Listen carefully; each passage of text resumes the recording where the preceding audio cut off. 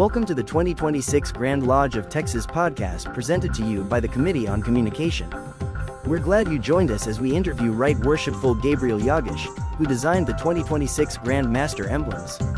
Thank you for tuning in, and we hope you enjoy the commentary and variety of topics discussed. Welcome, brethren, to our Masonic podcast.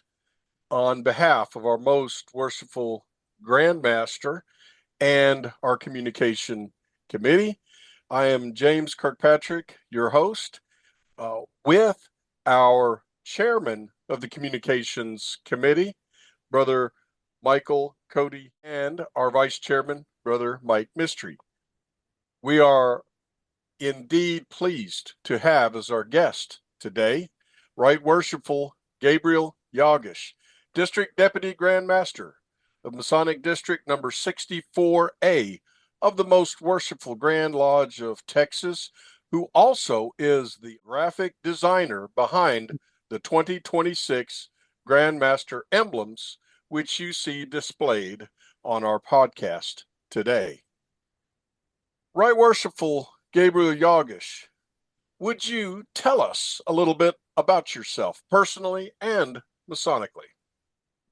Absolutely. Brother James, thanks for the warm welcome. I appreciate it a lot. Masonically, I was entered, passed, and raised in 2016. I started my journey in January of 2016. I walked into the Fort Worth Masonic Temple asking how I could join Masonry, and then I began visiting with the members of Fort Worth Lodge in July of that year. I believe it was July. It was summer. I was initiated, and then in November of 2016, I was raised to the Sublime Degree. Since then, I have stayed very busy. I've enjoyed my time in Masonry immensely. I am honored to call myself a past master of Fort Worth Lodge, and I'm a big advocate of Masonry as a big picture. So I believe, Masonry is best enjoyed doing as much as possible within your cable toe. So I'm a big advocate of the York Rite of Freemasonry and of the other appendant bodies as well. I'm a proud member of Fort Worth Scottish Rite and so forth. And I don't want to list off organizations because I don't want to leave anything off. But I've had a very good time in Masonry in a relatively short period of time. And it's an honor to serve the Grand Master this year as District Deputy for District 64A. Personally and professionally, I'm a fire protection engineer. I'm a licensed professional engineer in the state of Texas. I work for a firm that does a lot of medical design. We focus on hospitals, and so I design plumbing systems, medical gas systems, and fire protection systems. Personally, I am a dad, a proud husband. I'm very proud of my son. I'm very proud of my wife. Yeah, I think that's kind of the short version of my background.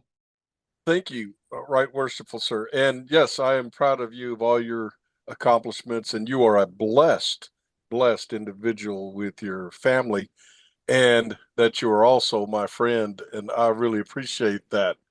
Getting into the symbols that we see on our podcast here, Mm-hmm.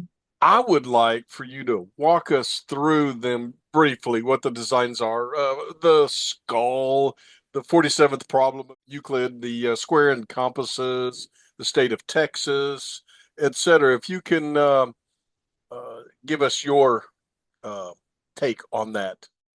Absolutely. I'd be happy to. So the obverse of the coin, the front side of the coin, is the skull, a sword, and a trowel on a black background with the Roman numeral year 2026 underneath it, above the square and compasses, and two different halves of a wreath. And I'll get into that in a second here.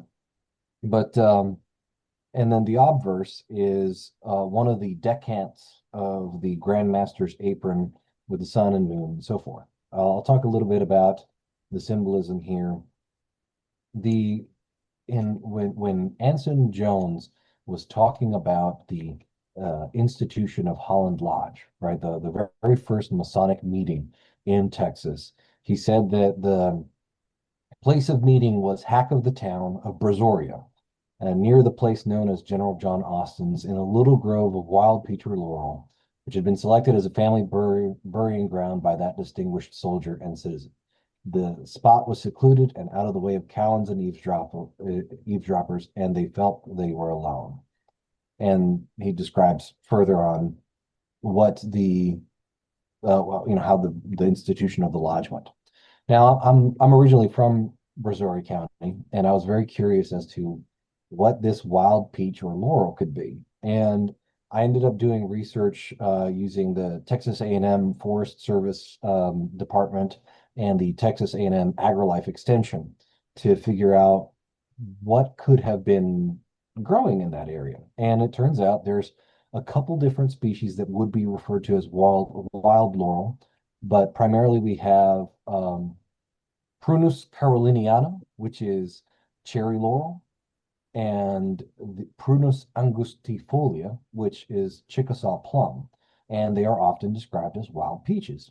And so you would if you were they're both native to Brazoria County, and at the time they would have grown quite densely. So if you look at a current density map, they are native but not as thick. At the time prior to industrialization and civilization of the country, they would have been much thicker. And so Chickasaw plum is the large fruit that you see on the left-hand side of that wreath. And the cherry laurel actually has some very small berries. They are not represented by the laurel because for stamping purposes, to mint the coins, it would have been very difficult to represent them accurately. So the sword and trowel, we have the Tyler's sword, right, pointed at the Book of Constitutions. We have the sword of the Tyler as an officer, separate from that symbol. We have the trowel as the primary working tool of a master mason, and additionally, with the the sword and the trowel, it's a reference to Nehemiah 4:17, where the Israelites rebuilt the temple with a trowel in one hand and a sword in the other, just to make sure that they could build the temple and defend themselves at the same time. And of course, we have the skull, the relic, the memento mori, which has been discussed kind of at length online at this point. So on one level, it's a very intimate reminder of a specific character that we encounter in the degree work. And also it is a reminder of mortality, right? It's a memento mori. The reverse of the coin is that decant of the Grand Master's apron. This is one keystone that is represented 10 times in a circle on the Grand Master of Texas's apron. And it's based off of the configuration of the lodge room, which you can find in Lightfoot's Manual of the Lodge. And it's based off of part of the monitorial instructions that we see in the entered apprentice degree. But Lightfoot actually traces a pattern on the floor of the lodge that he found in a book called, or he probably found it in a book called Restorations of Masonic Geometry by H.P. Bromwell. But in there, you can actually construct a keystone by creating a perfect square using half of your lodge. And using that square, you create an isosceles triangle, which kind of represents an apron with its flap turned up. And then from that isosceles triangle, you can fold out two smaller squares, and it represents the 47th problem of Euclid. If you trace a radius around the corners of those squares, and you end from the corner of the large square to the corner of the small squares and shoot out arcs like that, you end up creating a keystone. It's mathematically super interesting, and it generates that decant that you see as part of the Grand Master's apron. Thank you, Right Worshipful. I'm going to ask our brother Vice Chairman, Mike Mystery, to follow up with a question. Brother Vice Chairman? Right Worshipful Jaegish, really good to meet you, sir. And the question I had was, you did go over quite a few at length on all the Masonic emblems, but throughout the time, our emblems are kind of timeless. But the way that they are used at a particular time makes all the difference. So my question is, was there a theme or vision connected to the emblems chosen for this Grand Lodge year and for this Grand Master? I would hesitate to say that there's an explicit theme or vision, but I can tell you that part of the emotion that I would say that is associated with this is the reaching back through time, right? And the perpetuation of tradition. So, and I would say that that's most notable in the skull and in the laurel wreaths, right? Because the skull itself is a longtime symbol of masonry globally, right? And it's a symbol that in the American Rite, or in Preston Webb Masonry, we associate with the Knights Templar. And death is a symbol that as a concept and as a symbol, is very associated with what we do as Masons. And that's kind of tying onto the timeless nature of remembering who we are and remembering where we're going and why it's important to live life to the fullest. So it's kind of that reaching through time, perpetuating tradition, making sure that the history of masonry and as masonry as we practice it in Texas lives on for a very long time.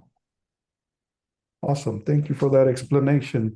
Uh, Rolling into the second question, was there a particular emblem this year that you feel was the anchor, the one everything else symbolically revolved around? Oh, I'd have to say it would be the skull. It's one of those things that um, part of why I would say the symbolism revolves around it is that the Grand Master is very passionate about education, and the skull is something that, as Masons, we have been reticent to embrace in recent decades, and doesn't always feel comfortable. And part of this is bringing that to the forefront and showing it off as a symbol of not just something that is frightening or intimidating, but that is something that we should seek to understand. And the Grand Master has held that as a very profound symbol personally for quite a long time. Thank you, Brother Vice Chairman and Right Worshipful Sir. With that note, I am going to ask our brother Chairman, Michael Cody, to ask additional questions about these symbols. Uh, Brother Chairman. Thank you. Right, worshipful sir, it is great to have you on today's episode. Thank you for your time. I just have one question I want to ask you, especially in the modern collecting age, I guess we could say. These emblems are produced every year as merchandise items, coins, pins, belt buckles, ties, etc. From a collector standpoint, we see a lot of the designs typically have, a star or the square and compass, the letter G, the Texas outline. Were there any previous designs that you looked for inspiration, or was everything about this year specific to be new with a traditional heritage? What can you tell us about that? Well, so the design that we see today is an evolution of a far more complex design that we started out with. This does bear resemblance to a few other designs that I have seen in the past, but ultimately it originated from a very complex design that we had to cut down and simplify very dramatically in order for it to fit on traditional merchandise. And so I think as I've compared it to a few others, I would say that it bears a lot of similarity to the Hillcrest Lodge pin, which is a very, very nicely designed pin, but it was not inspired by it, at least not on my end. Ours was something that we tried to mash a bunch of symbolism into, and we did. I I work very well by designing by subtraction, which means that I basically try and mash as much stuff into a design as I possibly can, and then I start subtracting things until it makes sense. Thank you, Brother Chairman. Right Worshipful Sir, thank you for your eloquent explanations on our symbolism and the emblems for this year. I would now like to focus on your service as District Deputy Grand Master. What maybe you can tell us about what's unique about your district, your many lodges, your home lodge, and what do you look forward to accomplish? Anything that you might say to enlighten us? Sure.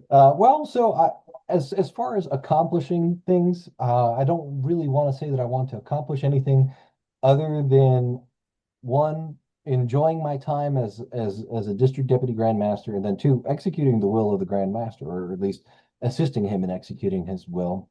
We've got a great district. We've got about 600 master masons in 64A and about 630 total. And we've got 6 lodges. We've got Arlington Heights Lodge, Fort Worth Lodge, Hanley Lodge, Smithfield Lodge, Sunrise Daylight Lodge, and White Settlement Lodge. And this is a district that stays very busy. And as I mentioned earlier, I'm a past master of Fort Worth Lodge. We are the mother lodge of Tarrant County. We were the first guys in this county, and from us come all lodges in the county, which, you know, it's not really that big of a deal, but we like to tout that around. And it's just a great bunch of guys, whether you're at Arlington Heights Lodge or Hanley Lodge or Smithfield Lodge or at Fort Worth Lodge. You're going to have a great time. And I've been told that the guys at White Settlement are excellent ritualists. And I know that the guys at Sunrise Daylight are very good at fellowship as well. So I'm very excited to travel this district this year.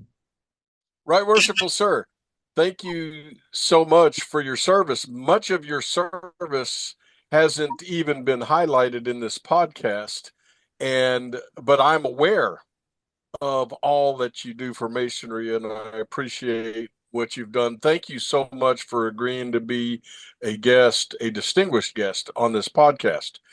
And as we leave today, let us mindfully and silently remember our most worshipful Grand Master, our Grand Lodge officers, our committee members, and the Masons of Texas in prayer, and petitioning the great architect of the universe that all the things that we do will meet with his honor and with his approval, and to lift up his glory. This is James Kirkpatrick, your host, on behalf of our chairman and our vice chairman and our guest, Right Worshipful Gabriel Yagish. We will sign off and look forward to having you attend our Masonic podcast later on.